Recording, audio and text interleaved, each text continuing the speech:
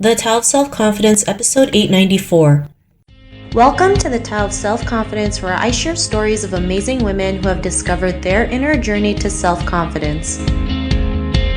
Visit our website at thetaoofselfconfidence.com. Your inner journey to self-confidence awaits. You can now purchase The Tao of Self-Confidence, a guide to moving beyond trauma and awakening the leader within on Amazon, Barnes & Noble's, Walmart, Indigo, and other major book retailers. Get your copy today. Well, hello, friend. Welcome to The Tao of Self-Confidence, where I share stories of amazing women who have discovered their inner journey to self-confidence. I'm your host today, Sheena Yap Chan, and today I have a phenomenal woman on the show today. She is the Global Pan-Asian Network People and Business Resource Group Lead for Bristol Myers Squibb, and I'm so excited to have her on today to share her story with us on self-confidence. So without further ado, I'm going to introduce you to Jennifer Rasing. Jennifer, how are you today? Maybe you can fill in a little bit more about yourself to the listeners. Hi, Sheena. Thank you so much for having me. It's such a pleasure to be here today. I remember when I first met you in person, I was like, when am I going to be part of your podcast? And so to actually be here, it's really a privilege and honor. About myself, so I've been with Bristol Myers Squibb for 20 years, spanning various roles as a scientist, a clinical trials data manager, a compliance auditor, and currently the Global Pan-Asian Network Lead. And as Global PAM Lead, my focus is to champion the outcomes of our Pan-Asian community and to empower inclusion and diverse perspectives, advance health equity, and really to help bring more medicines to more patients globally. Awesome. Well, thanks for sharing that. And Jennifer, what's your cultural background? So my cultural background is Filipino American. I was born in California and grew up in Connecticut. Thanks for sharing that. Can I just say, congrats to everything you've done. It's not typical for a Filipina to be a scientist. Most of the time, everyone thinks we become nurses. But I just want to say thank you for paving the way. So I just wanted to point that out. And what'd be your favorite self-confidence quote? I have many self-confidence quotes that I absolutely love. My new favorite, I actually stumbled across this past weekend. I found it on a fortune cookie that was taped on my son's phone. And it goes, if you want the rainbow, you must tolerate the rain. And I love this quote because it is a reminder that life's hardships are steps toward achieving greatness and beauty. Growing up, my sisters and I were raised with certain expectations, right? To excel academically, to be well-rounded, and to follow in our parents' footsteps by either pursuing a career in engineering or medicine. And I was headed towards that path until I took an unexpected turn and I became pregnant at the age of 17. So being young, scared, and confused, I turned to my family for advice and guidance, which I was grateful for, right? But there was always that inner voice telling me to follow my heart. So I graduated high school and made the bold decision to move to upstate New York. There, I gave birth to a beautiful baby boy and pursued my studies in biotechnology at RIT. And as you can imagine, it was no walk in the park and probably the most challenging experience I ever faced. I had no clue how to take care of a baby. My family was miles and miles away. The winters were brutal and my class load was totally insane. And I honestly think that I cried all the time. And eventually, it really did become easier. And I learned to embrace the rainstorms of life with resilience, grace, and strength. And I was confident and determined to pave the way forward and find my own rainbow. So fast forward to now, I have a beautiful family. My eldest son is a successful mechanical engineer at the NIH. So he took after my father. My son is a freshman in college, and my youngest is a senior in high school. Awesome. Well, thanks for sharing that. And I love how you mentioned, weathering the storms to see the rainbows, right? And that's what life is. We have the highs and lows. We're going to go through the good and the bad and the ugly, but it's also all worth it, right? We see that light at the end of the tunnel, that rainbow that shines. And so I love this story that you have because it's not easy, definitely, right? You have a young son, you're trying to, move on with your career at the same time. And like, I've met, women who've done that. And sometimes I'm like, how did they do it all, right? But when you're determined, you're just going to find a way. And that's amazing. That's what's amazing about women. We just find a way no matter what happens, especially if we have a child in the picture.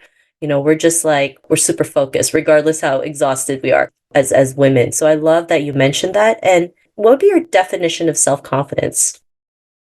My definition of self-confidence would just to bet on yourself, right? If you need to bet on yourself, because if you don't bet on yourself, nobody else would. So that's my definition. I love that definition. And it's so important. It does have to start with ourselves because if we don't see our capabilities, no one else is going to see it, right? If we don't bet on ourselves, then how do you expect other people to bet on us? So it really does start with our confidence, our abilities, our capabilities. Even if we have no clue where to start, we know we're capable. So I love that you mentioned that. And Jennifer, what was your life like before your discovery of self-confidence? Well, growing up, my parents, which I love, they instilled in us to be confident, be curious, and courageous, right? I mean, landing a role as a scientist at BMS soon after graduating with a bachelor's in biotechnology while raising a young son, all at the age of 21, was pretty badass, right? However, there was a moment in my career where I felt insecure. I felt invisible and I felt like I didn't belong. Outside of the workplace, I was seen as how I was raised, right? Bold, confident, and fearless. But inside the workplace, I was the complete opposite. I was seen as quiet, hardworking, technically skilled, and not that leader. What's crazy was I began conforming into the person filled with self-doubt, questioning who I was, questioning my self-worth, and I was miserable. And I knew I had to snap out of it quick because I didn't want it to consume my entirety, right? I didn't want it to affect my personal life. I didn't want it to affect my family. So I had to do something to make a change.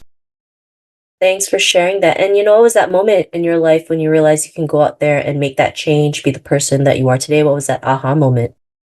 That was my aha moment. I really believe that like I was low, like I was hit low. And if I knew that I needed to do something. I needed to do something for myself and I needed to do something for my family. And I love that because sometimes, our driving force is our family, right? Our purpose is not just about us. It, revolves people around us. And when we're doing something for not just for ourselves, but for others, we just have this confidence because, it's not just about us. For you, it's your kids, it's your family, it's your livelihood. I mean, you're here, you have a career, but at the same time, you're also, just putting food on the table for your family and having a roof over your head. And if we just keep going down this rabbit hole of not feeling good, feeling miserable, then we're just stuck in our own stuff, if that makes sense. And so I'm glad you were able to kind of just wake up and realize like, oh, I need to get out of this or else it doesn't just affect me, it affects my family and it becomes like this domino effect. And because you were able to realize that and just be able to learn to snap out of it, learn to realize that, it's up to you to make these changes, what's your life been like now? And that's the thing, right? After my aha moment, I made it a promise to myself that I would never question my worth and that I would leave life with the three G's. So grit, gravitas, and grace, right? So just thinking about my past experiences and just the hardship and the resilience and the perseverance that I had to face, right? And the gravitas to lead the way I want to lead, my authentic self. And just to be kind to myself and be kind to others, because I believe that I really owe it to my younger self who really fought hard to see the rainbows. Thanks for sharing that. And I'm so glad you kept moving forward because look where you are today. You're doing such amazing things. And I'm so grateful that we actually met through USPAAC in New York City when we had the big billboard in New York Times Square. It was so much fun. Looking forward to the upcoming in-person events later this year. And Jennifer, to the woman who's listening to your episode, she may be in her own journey to self-confidence, what'd be that one tip you would give to her? To trust your inner voice, right? There's a lot of noise and just around you. So just find time to find that quiet and really trust that inner voice. I love that. And I know sometimes it's easier said than done because we always doubt ourselves, but our inner voice is giving us a sign, a clue. It's telling us something for a reason. And sometimes it may not look like what you imagine in your head when your inner voice is telling you something, but it'll all work out in the end. So I love that tip that you mentioned. And if our listeners wanted to get to know a little bit more about you and what you do, is there any links or social media profiles we can connect with? Yes, and I will share my LinkedIn with you so that anybody can please stay connected. I'm more than happy to just help and be the voice for women today. Thanks for sharing that. And for our listeners, if you want to connect with Jennifer, you can also head on over to thetelfselfconfidence.com and search for Jennifer's name. Her show notes will pop up along with everything else that we talked about. And I really just want to thank Jennifer today for taking the time to share her story and tips with us on self-confidence. And thank you again, Jennifer, for paving the way and being a guest on the show. Thank you, Sheena. It was so great to be here today. Thank you. Not a problem. It was such an honor to have you on the show. And to our listeners, be on the lookout for another new episode of another amazing woman's journey to self-confidence, and we'll talk to you soon. Bye for now. Thank you for tuning in to another amazing episode of The Tao of Self-Confidence. You can order your copy of Asian Women Who Boss Up book by visiting our website at thetaoofselfconfidence.com. Your inner journey to self-confidence awaits.